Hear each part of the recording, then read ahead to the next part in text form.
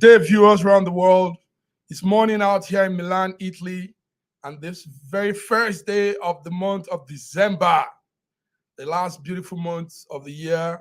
And we are here at SSM News Echoes, Schengen Story. We're here on our updates, our Friday updates on global news, world affairs.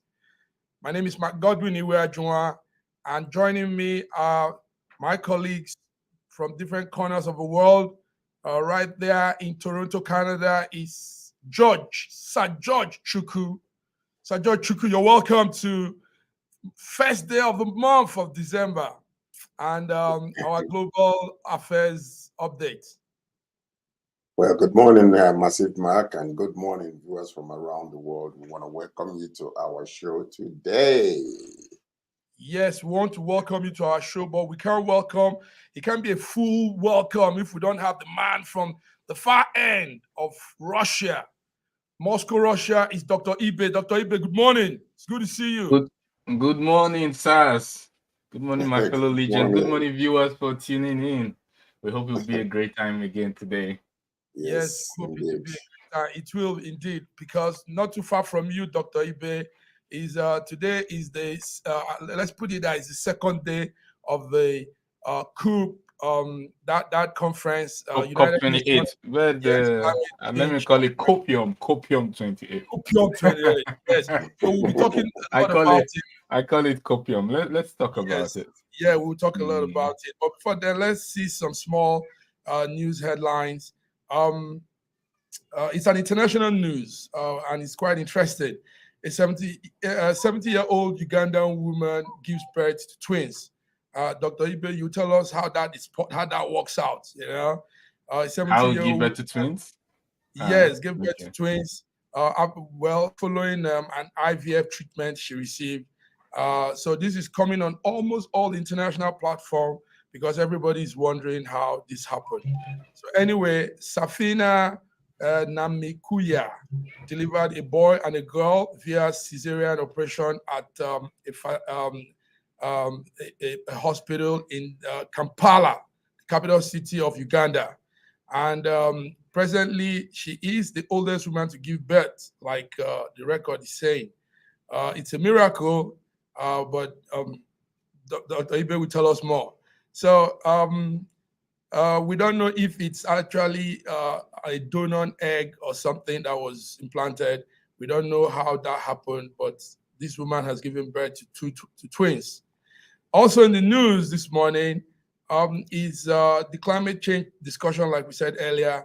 And from our African corner, we have our President Bola Ahmed Tinubu having a sit down with the King Charles III, and quite some discussions were put out there. Last night in the news is the death of the one-time Secretary of State of the United States of America, and that's Henry Kissinger. I used to follow Henry Kissinger a lot back in the days. Henry Kissinger, a Jew that fled Nazi Germany with his family and later settled in America, became a respectable statesman. He was a diplomat. He had a lot under his sleeves. So anyway, Henry Kissinger passed on yesterday at the age of 100 years. It was 100 years. And it's been a lot of tribute pouring in from every part of the world. So this is what we have as our news flash from the papers that is catching our interest. So let's go into the discussion, gentlemen. COP28. But before we go to COP28, Dr. Ibe, you're a medical doctor, and you know quite some things about IVF and some of these things that are happening now. Can you tell us how a 70-year-old woman could give birth to twins at the age of 70? What are the intricacies behind it? Well, you should understand that it's not impossible, it's just unlikely. It's not impossible, it's just unlikely. When a lady is born, she's actually born with all the eggs she needs in life. There are no new eggs being developed after birth. But as you get older, the chances of having fertilization reduces, mostly due to the excretion of these eggs through excretion of these eggs, and also due to development of diseases like maybe endometriosis, and also there's the increased chances of having multiple babies, as we've seen she had twins in this case. So there is no real set age for maximum age for being pregnant naturally. It's just that it decreases over time. At the age of 40, you already have less than 50% chance of being pregnant, and obviously it gets less as it goes on. Now, we know that this story, she had IVF, in vitro fertilization, so, you know, with egg donors. So it's not natural per se, yes, because of this anthropogenic intervention. But it's not impossible. It's just very, very unlikely. You already have less than 50% chance at 40 years, and potential diseases that could prevent fertility. So this is the reality of I know, of course, it makes good headlines. You know, a lot of people like to bring this Sarah of the Bible in today's moment, but that was where I was with the going technologies, to. with the technologies we have, Sir George, I know you're a man on the pulpit. You talk, you speak the word of God. Now, it's not a surprising thing, though. Is that correct? We've had some biblical stories say women above that childbirth age giving birth. Sarah, like he said. Go ahead, Sir George. He mentioned Dr. Even mentioned Sarah, but also the more recent one is Elizabeth, John the Baptist's mom, also had a very late birth. But with the in vitro, the question I have is, will she be able to produce milk to feed the child, you know, after giving birth? Dr. Ibe, would that be possible? Or will she or she will be able? Because you know what, you know, as a matter of fact, I was even talking to an elder in our community not too long ago who was telling me that in their own village or in their area, there was something that they did. Like if an elderly woman wants to nurse a baby, that is something that they will put together and put on her breast, and her breast will start producing milk, you know, which surprised me, but it was a very, you know, thing that happens quite often in those days, you know, like when a young baby and when a young woman dies in childbirth and the child is still living, they'll prepare some kind of concoction and put on her, you know, after 24 hours, she will start producing a lot of milk, you know, so which is highly plausible if, you know, with the old technology, like in the ancient days. So, but it's a very interesting story, you know, with that in vitro, and she had twins, a boy and a girl, which, you know, it's almost like a miracle because she'd been mocked all her life for not having a child, and the husband died in 1992, and even the current partner refused to participate in this whole entire saga. I guess he was scared of responsibilities and ran away. So the woman is carrying the responsibilities by herself. So wow. So for our viewers, congratulate her. For our but viewers, you know, at the age of look at the woman though. At the age of 70, she looks quite young. She looks like she can pass for 50 years old. Yes, so must have some good genes. Viewers, that's Sarah. That's the woman there, Safina Namukuya. Can I make this woman up? You think she can pass for 40 years old, as a matter of fact? Can I add something to what we've said about breastfeeding? Yeah. Okay. Yes. Go ahead. Just from a medical perspective, you don't need to be pregnant to breastfeed. Breastfeeding is just a consequence of is a consequence of pregnancy, but not restricted to pregnancy. I mean, during pregnancy, a hormone called prolactin is secreted, which stimulates breast production, and also nipple stimulation also stimulates its production. So this process can occur independently of pregnancy. So if with hormone stimulation or hormonal treatment, induction, you could actually have breastfeeding or even stimulation of the nipples. That's why once breast milk production starts, once a woman begins to lactate, she tends to lactate more, because once there's nipple stimulation and prolactin secretion, it leads to even more. This is what you call positive feedback mechanism. It leads to more production of prolactin and more production of milk. So they are not totally connected. It's very possible for a woman who has never been pregnant.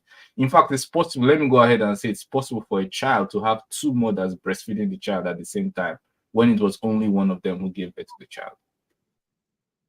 Wow, thank you so much. Thank you. There were some touchy things. So there are some interesting things I would have gone into, but that's okay.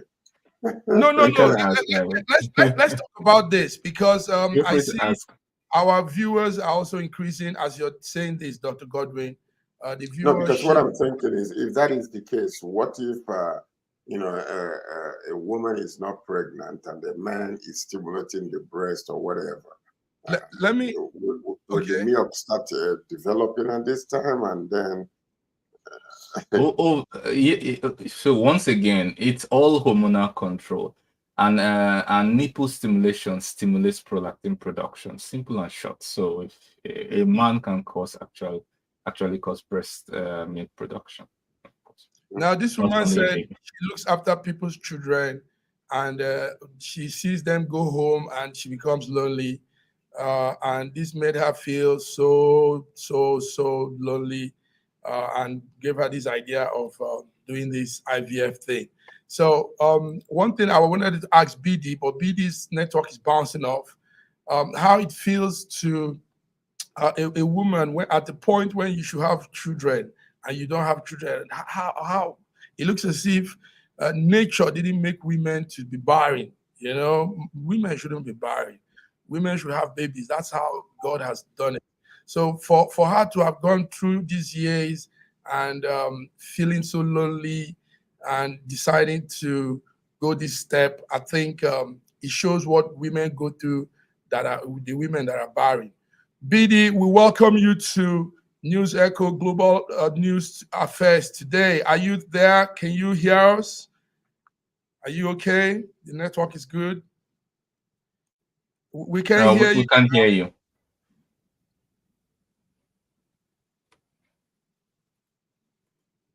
We still can't hear you. It's okay. All right, gentlemen. We can hear you, BD. Let's go to our discussion. We have two major discussion, and one is the updates on the Israel-Hamas situation, and the other is more on the what's going on now. Ongoing is the 2023 United Nations Climate Change Conference. It's a conference, like they call it, COP28. And COP28 is the 28th version of the United States climate change discussion. So it's been held, it started yesterday, 30th November, and it will run till 12th December. And it's holding right there in Dubai. This morning, some controversies came out. We need to hear this as we go on. One of it is that some people say Dubai intentionally made sure they are hosting this so they can increase, they can go into some oil deals. So some countries are alleging that. They say Dubai is using this to make oil and gas deal. So they said leaked documents revealed plans by the United Arab Emirates to use this conference as a means of talking business and talking fuel deals with other 15 countries. So this is what a leaked document has said. Like you know, anybody that is falsely accused will refute it. So the Dubai governor said its allegation is not true, it's incorrect, and they don't agree. So also one of the it's not completely true, but I'll touch on it later. Okay, yes, we'll come. One of the other thing running in the coup is campaigner Greta. We all know the young girl, the little girl called Greta Thunberg. She said United Nations summits are just blah, blah, blah, blah, meaning no talk, all talk, no action. So she said this loud, and she said it in front of world media. So these are the two controversies out from this meeting today. Gentlemen, what do you know, Dr. Godwin? COP28 is going on. COP28 is going on. Yeah, I think it's pronounced COP. I'm not sure. But okay. COP, sorry, COP28. COP28, because COP sounds like coup d'etat. Ah. Okay. COP28. Okay. COP28 is. I don't mean to offend anyone or to, I just want to say it exactly the way I think it, and the way reality at least presents it to me. I think this COP thing is copium, is a waste of time. Because the aim of all these COP events is to reduce global emission, to prevent climate change, and to basically reduce global emission and protect the earth, prevent climate change.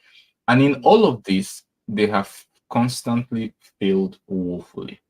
They have not been able to meet their target. For example, the target of having a change of just 1.5 degrees Celsius change, they have not met it. The world is on course to have changes of 2.5 to 2.9 degrees Celsius. The second aim of reducing emissions and all of that, they haven't shown that there's been any significant reduction, and obviously the results show it in terms of the changes in the climate that we see today. Now, the last issue concerning why I consider it a waste of time is the hypocrisy. These, like I usually say, I've said so many times on this forum, politicians like to travel. They like, it's not their money, it's taxpayers' money. Taxpayers hard-earned money, pay for their flight. They're checked into the business class, presidential jet.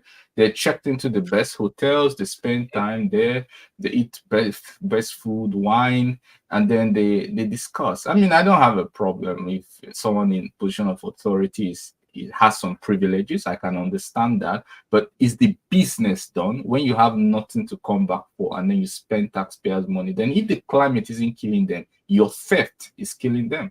Your theft is affecting their socioeconomic status, and you are indirectly killing them. So the hypocrisy is very, very alarming. There's no accountability. They're not achieving results and spending more time, spending fuel, spending all these things going there.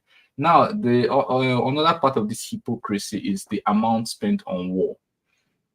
For example, of all the countries, the major countries in this COP28, Russia actually spends the least of the major geopolitical powers. I think Russia spends 5% in terms of global emission. India and the EU are tied at 150% of that. That's like 7%. And we have US at 11, China at 30. You always kind of hear them trying to make some kind of hint at Russia, but Russia, with its large landmass and population of 140 million, is spending just 5%. And then the amount spent on war, if we take the amount spent on war as a component of the global emissions, is equivalent to 5.5%. So we can say the amount spent on war is more than the global emission of Russia, the whole of Russia. Can you imagine that? And then these politicians are not ready to give up 1% of their personal interest or national strategic interest for these global emissions that they are all meeting to talk about. They are not ready for peace or to give up anything just for this global emission reduction of global emission. They are not ready. Their personal interest comes first, their national interest comes first every time and every time. And yet the emissions, we talk about the blowing up of Nord Stream 1 pipeline. When I came here, I said, obviously, it can't be Russia. Russia can't shoot itself in the foot. And we argued over it a while. We say, oh, no, it must be that. And then after a while, Ukraine itself came out, US itself came out. Now it's published on New York Times that the US is involved, or one of their allies are involved. All of them are not saying we are involved. At least either us or our friend, at least. No one is saying Russia was responsible. And now you blow up a gas pipeline, Nord Stream 1, Nord Stream 2, in the middle of the ocean that everybody used. And then you say you care about climate change. We're still not sure. That's an allegation, though, because yes, it's not an allegation. Yes. Well, it's been well, at least it's been published. First of all, it's been published. It's been published in. Wait. Let me get to that. One thing is that in many of these things. Yes, in many of these allegations that are conducted by secret services, intelligence agencies, you cannot get no one presents. Many of these we talk about, we didn't see the evidence on paper, but we look at where is it published by who. We can see both in Eastern publication and Western publication, they are all pointing to the West as the culprit. So we don't have the evidence in our hand. No, we don't have the evidence in our hands. Okay. Sir George, before I hear you speak, some things we're looking at, some summary of what we're looking at in the COP28 is the UK King Charles was there. He's there, and he has urged world leaders together to make sure that there's a turning point on the global situation. He warned that despite some progress, that there's still so much to be done. And also, the United Nations Secretary General Antonio Guterres, like we know, said he made an opening speech. He said world leaders cannot save a burning planet with fire hose of fossil fuel. So he's speaking directly to some of these countries that are really burning fossil fuel. So a lot were said, but one thing that caught my attention is the greenhouse emission discussion. And they say it's causing the earth to heat up, and it's rising every day. And scientists are also saying that we are almost at half of the situation. In the next 7 years, it will be a blowout. So all of this put together, Sir George, can mankind help save planet Earth? Do you think there's a way human beings with their brain and knowledge could bring a solution to all of these things they are talking about? Well, I think this is a man-made type of situation. I mean, it is quite natural when they see, the type of climate change and the type of, the effect on humans and the possibility of that type of situation increasing for man to want to put in their own 2 cents per se. But from my own point of view, God that created the earth, knew what he did. The earth is running out of its lease, 6,000 years from creation, which will be in the next about 40 or thereabout. So we're coming to the end of the time. But the point is that when God created at the very beginning, he never created anything else. The earth knows how to, replenish itself, refresh itself and replenish itself. Yes. Even now, the trees that we have more trees now than ever before because mankind is planting more, though there are civilizations and, trees are being cut down. So, but, one of the things that, kind of, piqued my interest is why is UAE donating 100 billion, Germany is donating 100 billion, and then some other countries are donating much less. My question is, what is the interest in that? Is it that, because this has been going on for many, many years. I remember the former Vice President of the United States under Al Gore was one of the champions of this particular cause for a long time, which a lot of people don't believe in, and I personally don't. I think it's a waste of time, frankly, if you ask. I'm partially with you on it, Sir George. Let me show you. It's a man-made thing. It's a man-made thing. And honestly speaking, I believe that they have more causes to fight, like global hunger and all this kind of famine that is going on rather than putting money into all of these things. It is actually, to me, it's a waste of time. They go there to spend their taxpayers' money like that, Dr. Ibe. I agree with you, Dr. Ibe. And it's just a waste of time and a waste of resources, national resources that can be put into, areas that can help, hungry nations instead of all of this stuff that is happening actually. I specifically took a picture from CNN Politics, and I also took a picture from New York Times, where they have published on Western media, or I think these are very popular Western media articles, saying that Americans are aware of Ukrainian planning the attack. Initially, they said, when I said you said it's alleged, but at least it's being published on Western. But look at listen. When we run through media, we look at so many things. Now there are opinion write-ups. We call it op-ed. Some op-ed is somebody's coming up with their opinion on an issue. So it's different from when you have an authenticated fact that this is what happened. But I'm saying that. But I'm saying that this is not what you just showed now are op-eds. These are. But what I'm saying is that George can write op-ed. Let me add to what you've said. What you're saying is that there are op-eds, and I agree with that, but it doesn't encapsulate the truth, because all the accusations in geopolitics are usually anonymous sources, one source close to the authorities. We never see the evidence. So using this op-ed or not seeing the evidence as an excuse to disqualify this article, it means that we can almost not report on anything. Even this deal, Sir George just said, did he see the check? He didn't see it. It was reported. Did any of those journalists see the receipt? They didn't see the receipt. So if you use a standard to disqualify these two articles, then we have nothing to discuss, because none of us saw any receipt. Okay. So you cannot use a fake standard to disqualify when it doesn't suit. One thing I know is, yes, Europeans have a bigger plan. That's why they have the pipe coming from Africa now that will pass through the Mediterranean and come to them. And the plan is to bring in gas with that pipe, bring in a lot of things, so many. That pipe is as huge as some ship size, Think about it. So think about it. Let's assume. Sorry, I just want to add something very quick. Imagine a truck wants to deliver good. Let's even assume it's humanitarian aid. Maybe let's say Indomie want to deliver Indomie from Russia to, let's say, Poland. Russia to Poland, and because of sanctions, that truck now goes around the world to deliver it to the same Poland through a third party. It has just spent more fuel. It has emitted more carbon.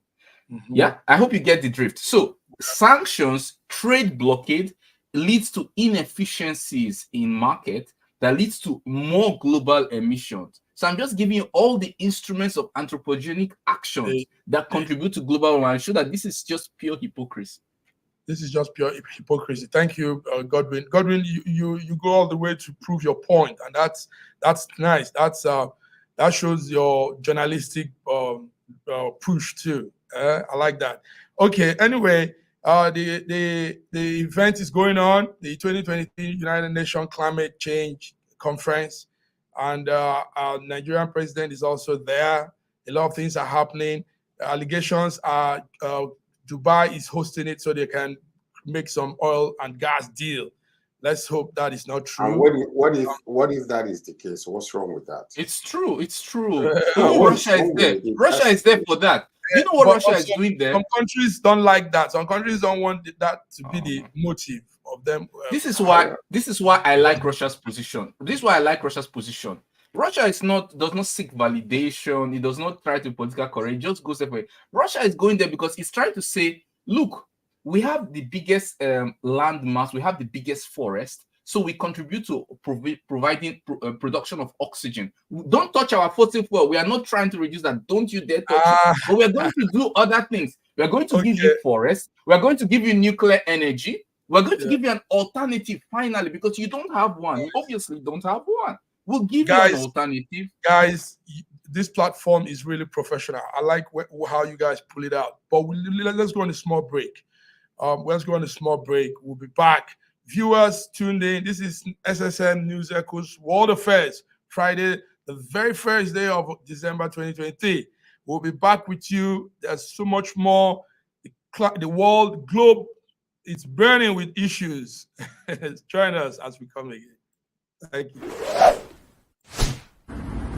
A year ago, I wrote a book titled The Final Solution, and I was trying to say to the rest of the world that there are challenges ahead. Now, a prophecy did come, and that prophecy is coming to pass. But I'm telling you, the final solution has been found many years ago in the Bible, because the Bible simply says righteousness exalts a nation and sin is a reproach to the people. So I want you to know that we can get solutions to problems in Ukraine, in Russia, in Nigeria, indeed all parts of the world. We need that solution, and the solution is straightforward. Please get a copy of my book. It's the Final Solution by Bishop Shegun Johnson, and you can find it in Kindle, in Amazon. Just type Bishop Shegun Johnson, The Final Solution. It will come. It's very, very small book you can read within 2 hours, but it contains the final solution. Do get a copy. Not getting it is doing disservice to humanity. Don't forget The Final Solution.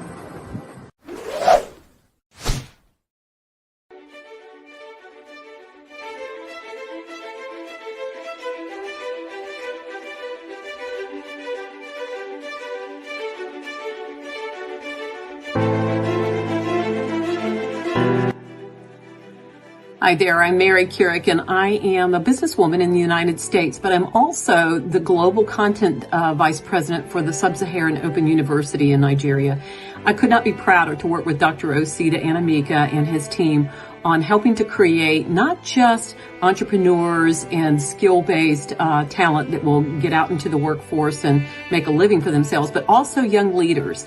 And to that end, with this integrity-rich university environment that's accredited now, and it's just an amazing opportunity for anyone there of any age to jump on board and learn, we want to let you know about a new offering that we have. We have a global governance and diplomacy course now provided by a whole team of people that crosses several countries to put together these resources and lots of great information for those of you who might be on the path toward public service and diplomatic service, NGO leadership, that sort of thing.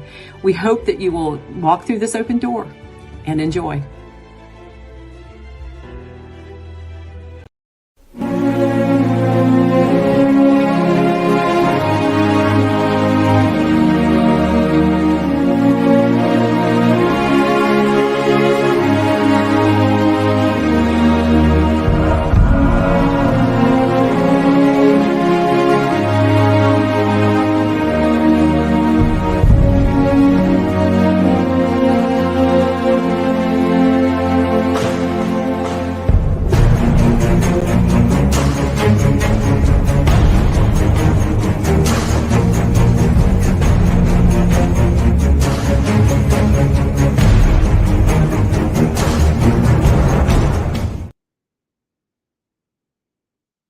Wow. You're welcome back, viewers. Welcome to SSM News Echoes World Affairs, Friday, 1st of December. We are giving you world news as it affects us. My coordinators, colleagues are all around the corner. So George Chukwu from Toronto, are you there? I'm here, live and direct. Nice. George, there are some new updates going on with the Hamas-Israel situation. There was actually a timeline for the ceasefire, but it has stretched more. As what we're following, some summary of what we're following is that that ceasefire actually expired. Yes, should have expired on Thursday, but it's coming back. It's still stretching up till today. International bodies have called for a lasting halt of violence. Stop it. Not even any ceasefire, but completely stop the whole thing. But there are still more attacks going on. Israel says 6 more hostages have returned to its territory after being released from Gaza. 2 others were earlier freed on Thursday, a French and Israeli personnel. And some kidnaps are still going on. Qatar, a major mediator in this deal, says 2 Russian Israeli nationals have been released. Israel also says it has freed 30 of its own Palestinian prisoners from jail, and a lot more is going on. Israel has, I said yesterday, said they freed more Palestinians too. So we're still monitoring all of this. But what really concerns me is what Qatar said. There should be a total halt of all this violence. Sir George, how are you coping? I believe that there should be, because these things are happening because of a handful of people's interest, and the victims and the casualties are innocent people, children, elders, and young people that are being killed. And yesterday another news just surfaced that actually Israel knew about this a year before, prior to this happening, but they dismissed it as just that it wasn't possible. And I believe that one of the major issues there was the internal squabble that they were having inside.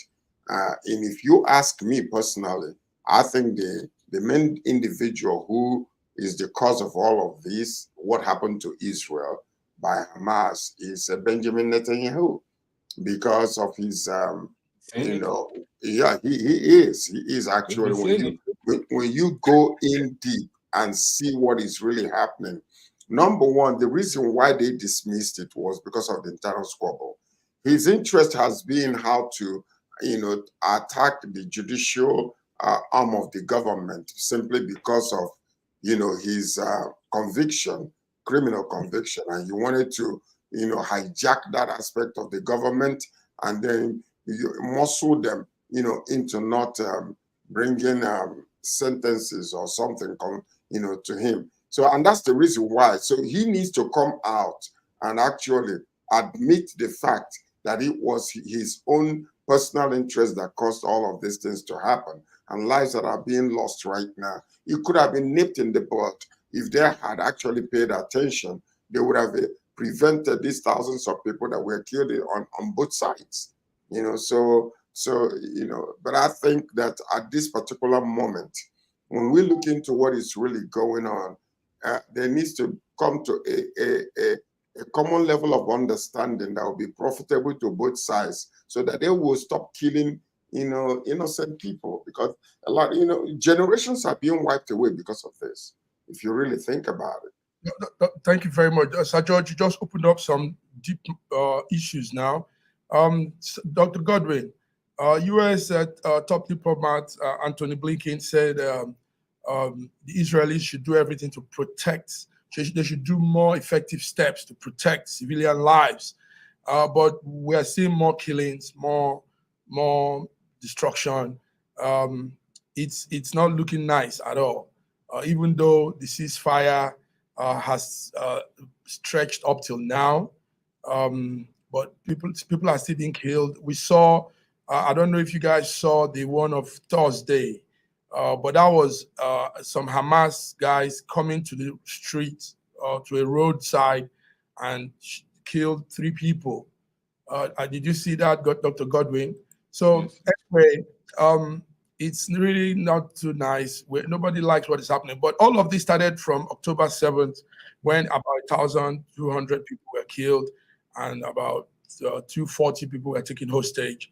And this has now proceeded into more killings, more destruction, more. Godwin, what do you have on that thing? What do you have there? I saw you. Yeah, I like to say that I'm not taking sides in this battle. Because I love the Israelis, I love the Palestinians. But when we see the truth, we cannot not say it. The whole world, United Nations, is clearly in support of two-state solution. This two-state solution has not been implemented. Instead, we saw more annexation. These Gazans were living in open-air prison. Their light, their electricity, their water, everything is controlled by Israel. In fact, they can't even import without Israel controlling it, right?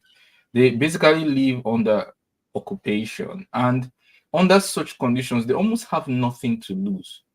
So if you kill one Hamas fighter, you kill just a human being, which is very sad, but you didn't kill the idea. You've created 3 more Hamas. What can you tell? You see, look, in Gaza, I hope you understand that 50% are children. 50%. It's not like 10, 20, 50% clear are children. And of those 50%, many of them have had to see their father die, their mother die, their brothers die, their sister die. That's everybody. If we believe in the 7 degrees or 8 degrees of connection, how we say that everybody's connected somehow through 7 degrees or something. Every Gaza citizen has somebody who was blown into bits and pieces. Everybody has a relative who was blown into bits and pieces. And then you tell this person who is a dependent, 50% means that 50% are dependent on an adult who is below the poverty line for survival. And then you kill that sole person he's dependent on for the little morsel of bread he receives. He's totally. You saw the Palestinian girl who was amputated, who said, "Please kill me. What more do I have? I'm a disabled person. My parents have been killed. Of what purpose am I in life? What can I do? Kill me." That's what she was begging for, to be killed. So these 50%, their source of income are taken away from them. How do you now tell these people that, okay, it's over. Now let's talk about peace. Let's bygones be bygones. How do you tell them this if the price isn't worth it? If they don't say, okay, our mother, father died for something and we got it. Whether it's the two-state solution, whether it's their land back, whatever that is worth the price for them to say, yes, we fought for it, we sacrificed for it, but we eventually got the price is worth it. The peace is worth it because of the price. If you do not do that, then you're beating around the bush, because there's no kind of solution that can be permanent. It will lead to more war and more violence. And remember, like Sir George said, Netanyahu not only did he knew about this thing attack, but he also was assisting in funding. He said specifically that supporting Hamas was a great idea because it kept the PLO, the Palestinian Liberation Organization, and Fatah from uniting with Hamas. He said it was a great, fantastic opportunity, and you have to be careful of what you wish for. He wished for it, and he got them. So it's very, and we also have this particular do I say dialect or type of Zionism, which we call the revisionist Zionism. We have many types of Zionism. There's the labor Zionism, they are cool. We have the normal Zionism, they are cool. Their interest is their securing of their border and the declaring of the state of Israel. Everybody accepts that the state of Israel is valid, it exists. Everybody believes that Israel has the means to protect itself. Nobody denies. Everyone knows Israel has nuclear weapons. Everyone knows Israel is defended by the US. So the only people who are in this are the revisionist Zionists who want to take Gaza and West Bank. This is their aim. So any excuse that gives them a reason or a motive to go into a revision that's revise what has been agreed by the world to take Gaza and West Bank, they will welcome you with open arms. And this is the problem. We always have, we always have a problem with the elite and the common man. Thank you very much, Godwin. Put that right. George, do you have anything more to say on this? Well, no. Okay. I mean, all I need is just a quick and permanent solution, and that will profit both sides. That's what I need. I condemn the innocent people that are dying, the elderly that are dying, and, just the hunger that is killing a bunch of them and everything else, inhuman treatment and whatever the case might be. And the warning also is on the other side, because, when you look at how the war started, and the way they maimed and killed and beheaded children. Come on, it's so inhuman, it's so barbaric. I mean, it's almost making Israelis, when they pushing for making sure that they are accomplished their goal of trying to eliminate Hamas. It almost seems to justify what they are doing, but it's just the blood is too much. They need to stop. They need to stop. They need to stop. Okay, thank you, guys. They're humans, for goodness sake. Just like us. Guys, there's something going on right about now. We're talking, and that is Africa countries are about to go into secure atomic. That's a nuclear power development to power their energy. So report is coming in that Ghana, Kenya, Morocco, Nigeria, Namibia, the Philippines, Uzbekistan, Kazakhstan, these countries are now forming an alliance to provide new nuclear arrangements. It's a good one, mainly for Nigeria. I don't know if you guys are following this, because we were expected to really begin to look into our electricity issue. It's a shame that in 2023 we are not generating enough energy to supply electricity to people, and every year our number keep doubling up. Our numbers keep doubling, and we're not doing anything. So, guys, I don't know what you want to say about this. There's a plan for nuclear power development, and Nigeria is in that plan. Do you think it's a welcome idea, and do you think it will work? Do you think we will be able to follow through? Because the nuclear plan, it's a very delicate thing. Remember, countries that use nuclear to power their electricity, it's very fragile. So a country like Nigeria, where we have these clumsy things happening, will they be able to sustain this kind of arrangement for electricity? George, what do you think? Well, if you ask me, Nigerians are very intelligent people, and if you go to some of these developed countries, you will find, just like Dr. Ibe is in Russia, a medical doctor, you find a lot of our brains all over the world controlling these, what we are talking about, right? In different countries, you'll find Nigerians all over. The point is not whether we can sustain it or whatever the case might be. Even if we cannot, we can outsource, intelligence to come in and help us to do things like this, because it is quite needed. And the only problem we have in Africa is the underground sabotage whenever things like this are going to be happening. And we fall victims to it because of stupidity, greed, and power hunger. So you have a handful of people that are controlling things. This could have happened. If you go somewhere like Singapore, look at a small country like Singapore, the development in that country. Look at Japan, for goodness sake. Look at India today, So that when it comes to Africa, there are some underhanded, what I call underhanded sabotage, that whenever we want to raise up our head, we don't know where it's coming from. But, our leaders are the ones being used to sabotage the development that are taking place in our own continent. So I'm not quite sure whether it's a good idea. It's a welcome idea, but are we going to be able to use it and maximize the utility and the profitability of it to the use of the whole nation? Before somebody from another section will come and touch something, and it will blow and wipe away like 5 or 6 states. So that's Godwin. I know you the electricity issue bothers you, but do you people know something? Let me say this. This is out of context, but I have to say this.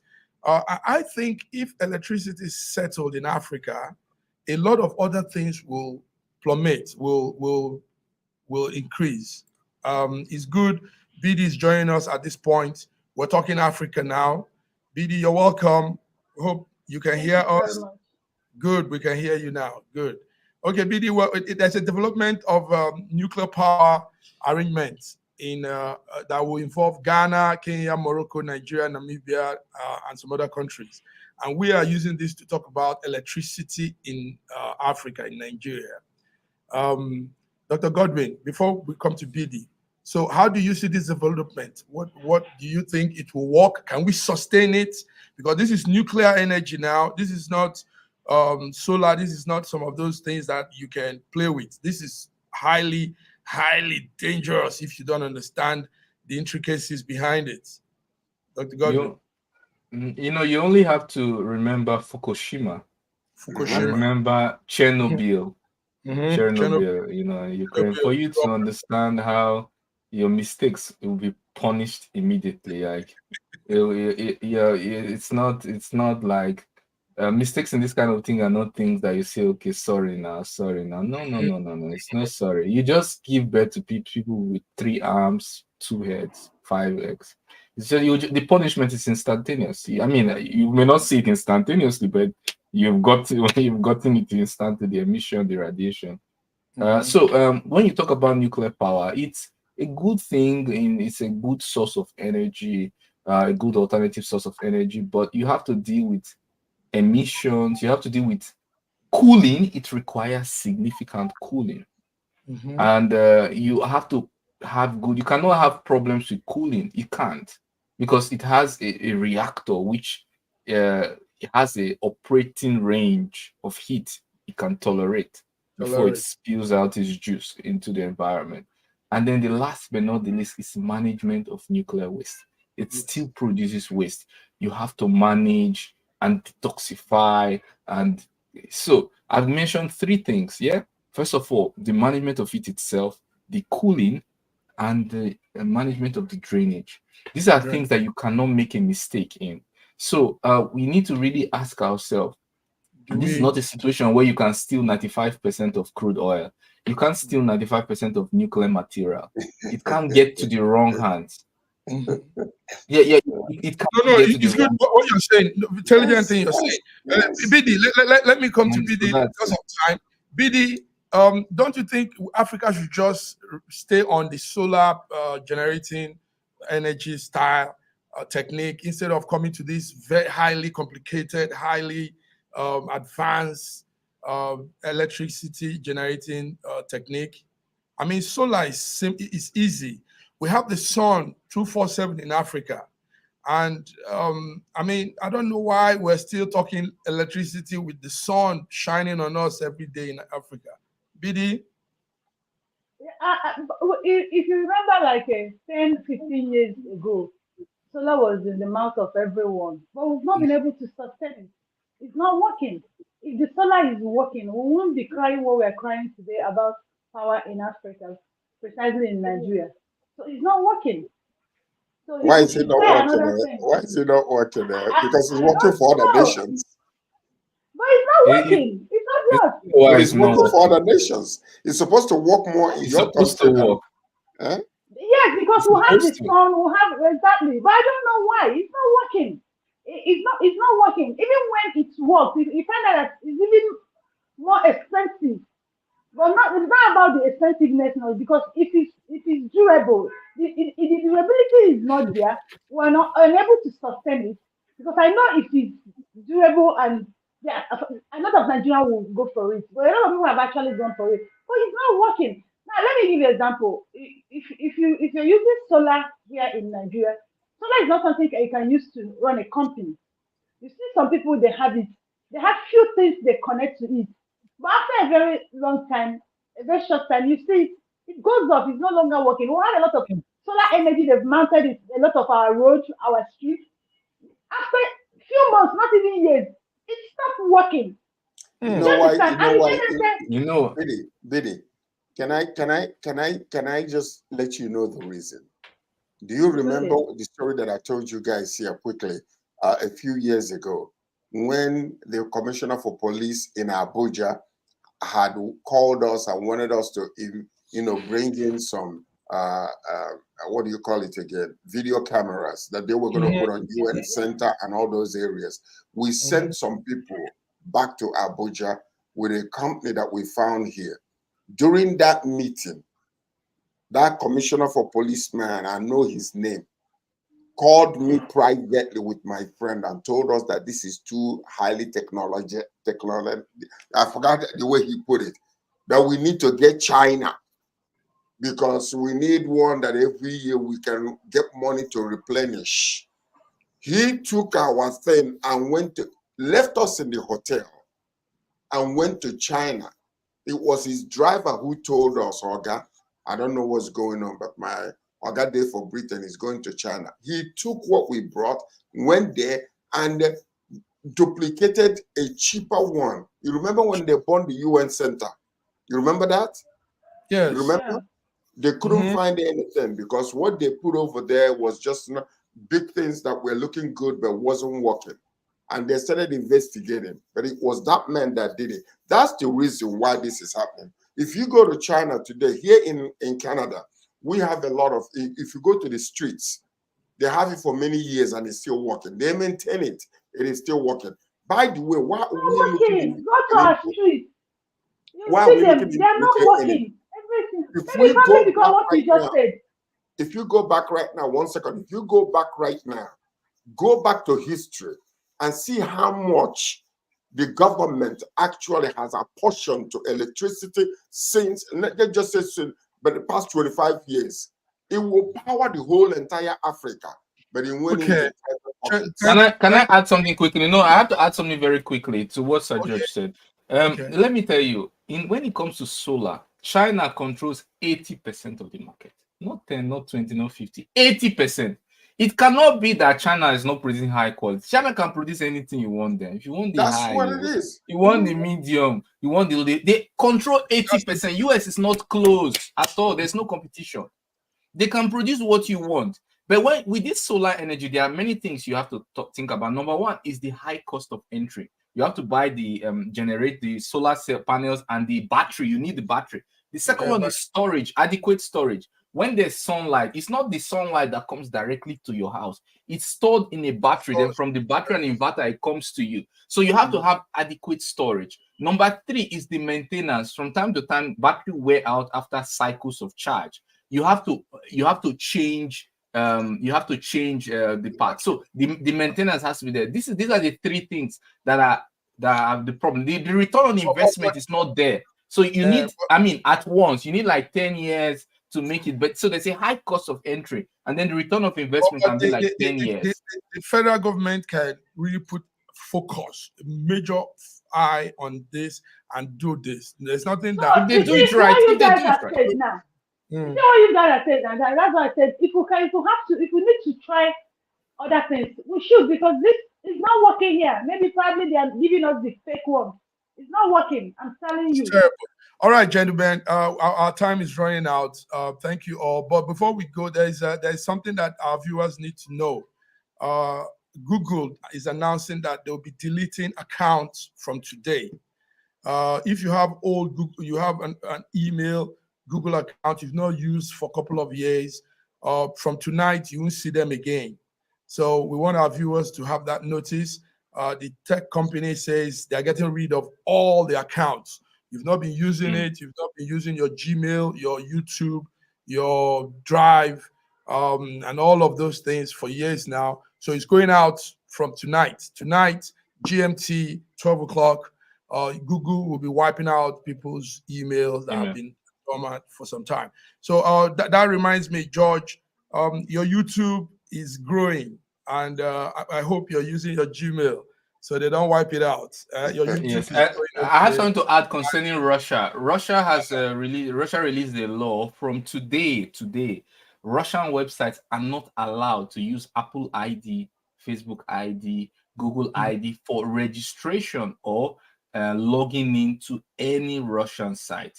This is done to prevent leaking of information. So from today, many of us that have websites have to change it. So website developers, website users, you have to, from today, you cannot use any foreign services. And then for also authentication Russia banned the LGBTQXY. Yes, banned the organization considered extremist. The Supreme Court of Russian Federation actually banned the LGBT organization considered. Viewers, you see why you need to stay on to SSM News Echo Friday Global Affairs. We give you updates. We bring you to speed on what's going on around the world. And my guys have done marvelously well today for us. Thank you, BD Nana from Nigeria, Lagos, Nigeria. Thank you, Dr. Godwin. Intelligent discussions there. Dr. Godwin is the medical doctor in Russia, Moscow, Russia, and our own great AI icon. He's an AI icon, Sir George Chukwu from Toronto, Canada. Thank you, guys. So you have a wonderful weekend. See you next week. Happy New Month to all, guys. Happy New Month. Merry Christmas in advance, too. Bye-bye. Thank you.